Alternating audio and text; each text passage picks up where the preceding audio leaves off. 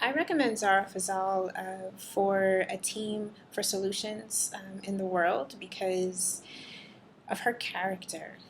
She always comes up with solutions in her community, and she may not see it that way, that she's coming up with solutions, but there are so many examples, which I'm sure you've already read about in her application, of her being a change maker.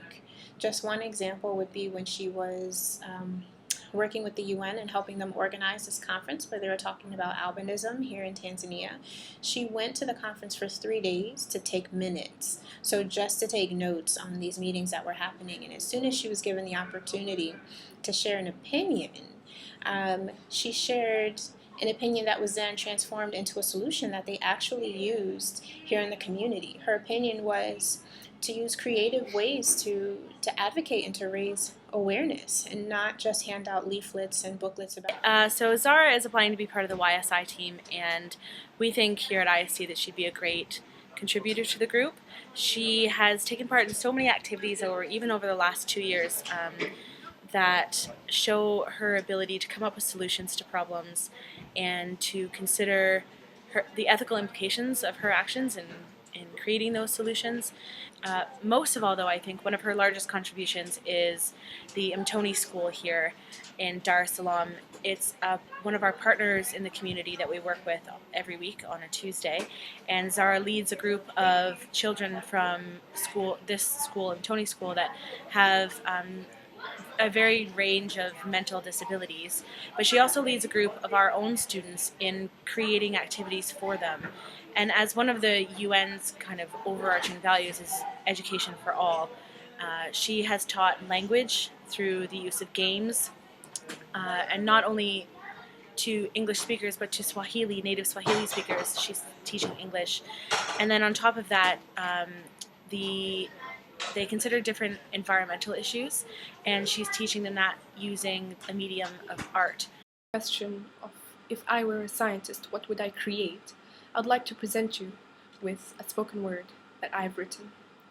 I live in Tanzania, a country that is now at war with famine. The prediction of drought is clear, so let's take a step back and examine. In a world comprising of 7 billion, 98% are undernourished. Every 10 seconds, a child on Earth loses his chance to flourish. Since these are the facts, you should be asking yourselves, where then does your tax really go? A simple Google search for Tanzania reveals all its beauties and attraction. But don't you see, all these are just a distraction, because the reality is far, far from perfection. 46% of the population here lives under $1 a day, despite the $2,000 million earned from tourism and its transactions. Why then is Tanzania facing famine, poverty, and dissatisfaction?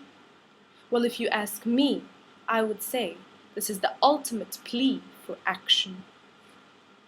So, if I were a scientist, I would use nanoparticles to create artificial clouds. It's simple logic, really. Rains bring back power to the suffering crowds. As they grow, plow, and sow, they would harvest not just food, but more so, they would uncover their fortitude to live, to give, to thrive, and hopefully to drive change in this shrewd world. To conclude, I'd like to leave you with a reminder. Hunger is not an issue of charity. It's an issue of social justice.